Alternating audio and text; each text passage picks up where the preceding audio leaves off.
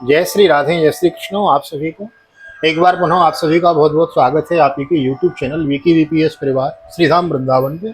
और कैसे हैं आप सब? मैं आशा करता हूं कि ठाकुर राधा माधव की कृपा से आप सब मस्त होंगे और ठाकुर जी की भक्ति में व्यस्त होंगे, ऐसा मेरा मानना है। आइए नित्य की भांति चलते हैं श्रीमद् भागवत के बहती भागीरथी में अवगाहन करने के लिए, जिसके अंतर्गत श्रीमद् भागवत के आज द्वितीय स्कंद के पंचमों अध्याय 5वें अध्याय में हम प्रवेश करेंगे। नए आए हैं चैनल को सब्सक्राइब कर ले में, बेल आइकन को भी प्रेस कर दे में, और आइए मेरे साथ गुनगुनाइए। श्री कृष्ण गोविंद हरे मुरारी, हे नाथ नारायण वासुदेव। श्री कृष्ण गोविंद हरे मुरारी, हे नाथ नारायण वासुदेव।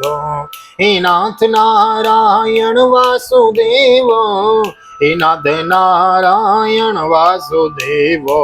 श्री कृष्ण गोविंद हरे मुरारी, हे नाथ नारायण वासुदेव।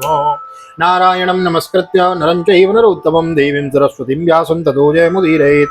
कृष्णाय वासुदेवाय हरये परमात्मने प्रणतक्लेशनाशाय गोविंदाय नमो नमः। ओम नमो भगवते वासुदेवाय। श्रीमद्भागवत महापुराणं द्वितीय स्कन्धः पंचमो अध्यायः। नारद उवाच देवदेवो नमस्तेस्तु भूतभावन पूर्वजो तद्विजानीहि यज्ञानो मात्मतत्त्वो निदर्शनं यद्रूपं यद्धिष्ठानं यत्तवसृष्टमिदं प्रभो यत्संस्थं यत्परमं यच्च तत्स्वस्त्वं वद तत्त्वतः सर्वं यो तद्भवान् वेद भूतभव्यो भवत्प्रभो करामलभवद्विश्वं विज्ञानावशितं तव यद्विज्ञानो यदाधारो यत्परस्त्वं यदात्मको एकदृश भूतानि भूतेरेवात्ममाययोः।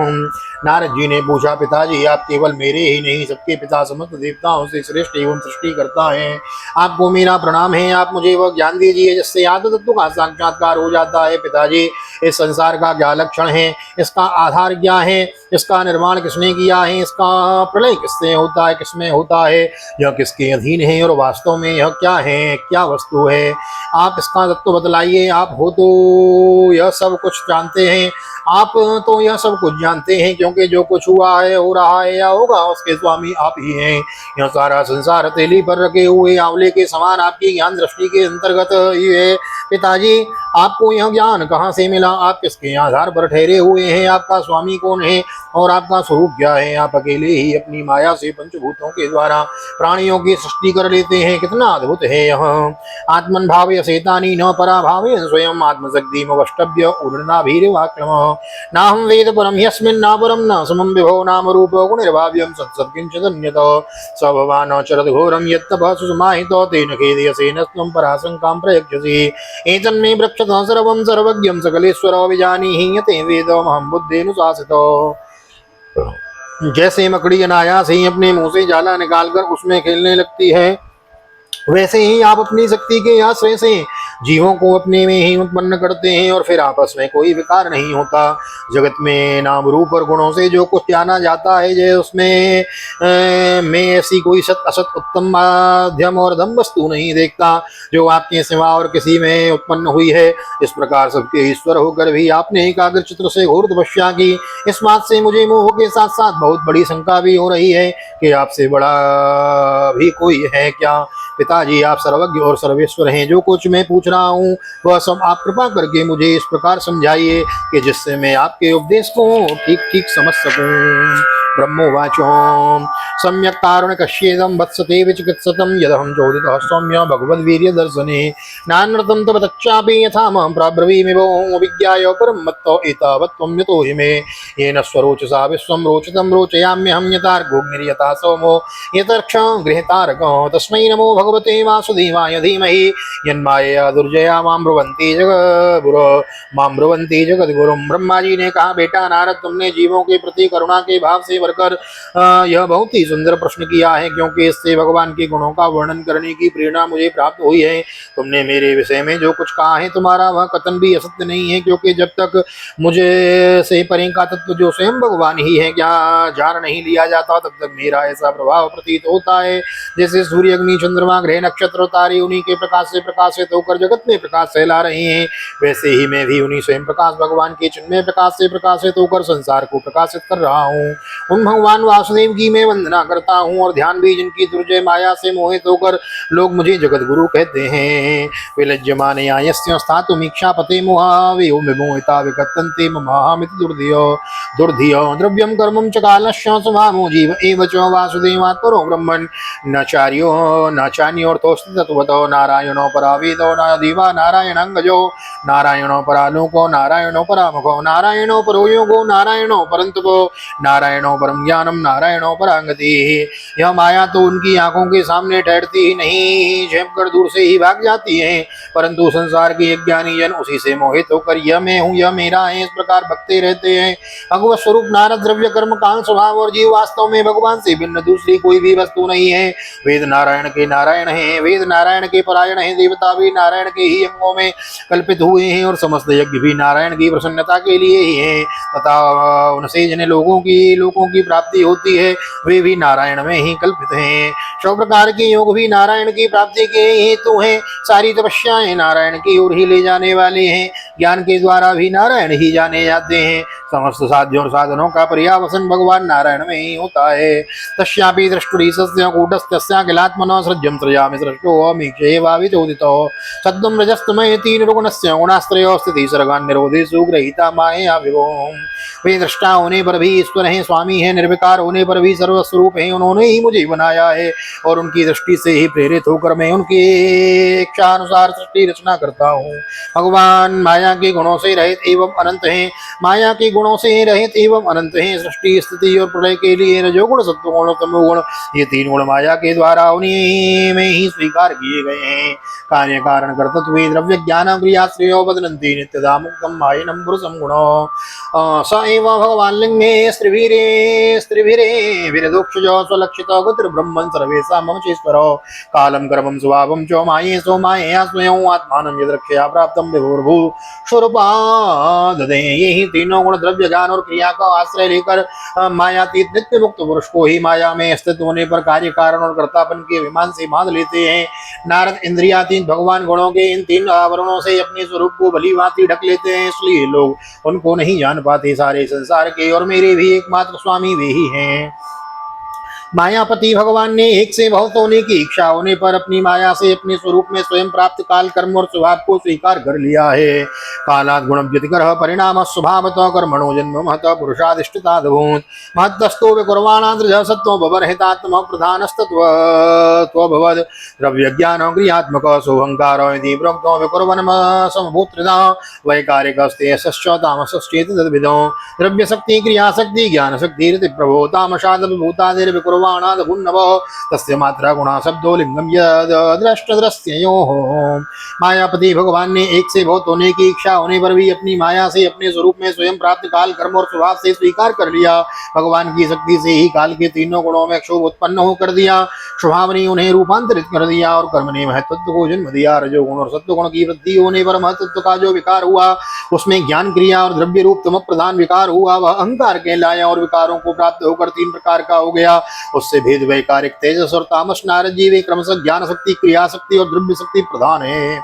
जब पंच महाभूतों के कारण तामस अहंकार में विकार हुआ तब उससे आकाश की उत्पत्ति हुई। आकाश की तन्मात्रा और गुण शब्द हैं, इस तन शब्द के द्वारा ही दृष्टा और दृश्य का बोध होता है। नवशोथो विकुर्वाणो भूत स्पर्श गुणो निलो परान्वयांग शब्दवांशो प्राणो ओजसो वनम वायोरपि विकुर्वाणात् काल कर्म स्वभावतो उत्पद्यते जो वे रूपवत् स्पर्श शब्दवत् तेजसस्तु विकुर्वाणादासी दम्बूर्षात्मको रूपवत् स्पर्श बच्चाम्भोगो सुबच्चो परान्वयात् विशेषस्तु विकुर्वाणात् दम्बसो गंधवान भूत परान्वयात् रसस्पर्शो शुद्ध रूपो गुणान्वितो। जो आकाश में विकार हुआ तब उससे वायु की उत्पत्ति हुई, उसका गुण स्पर्श है, अपने कारण का गुण आ जाने से यह शब्द वाला भी है। इंद्रियों में स्फूर्ति, शरीर में जीवन शक्ति, ओज और बल इसी में के रूप है। काल कर्म और स्वभाव वायु में भी विकार हुआ, उसके तेज से उससे तेज की उत्पत्ति हुई, इसका प्रधान गुण रूप है। साथ ही इसके कारण आकाश और वायु के गुण शब्द एवं स्पर्श भी इसमें है। तेज के विकार से जल की उत्पत्ति हुई और इसका गुण है रस। कारण तत्वों के गुण से शब्द स्पर्श और रूप भी इसमें है। जल के विकार से पृथ्वी की उत्पत्ति हुई और इसका गुण है गंध। गंध के कारण गुण कार्य में आते हैं। इन्हीं न्याय से शब्द स्पर्श और रूप रस ये चार गुण भी इसमें विद्यमान है।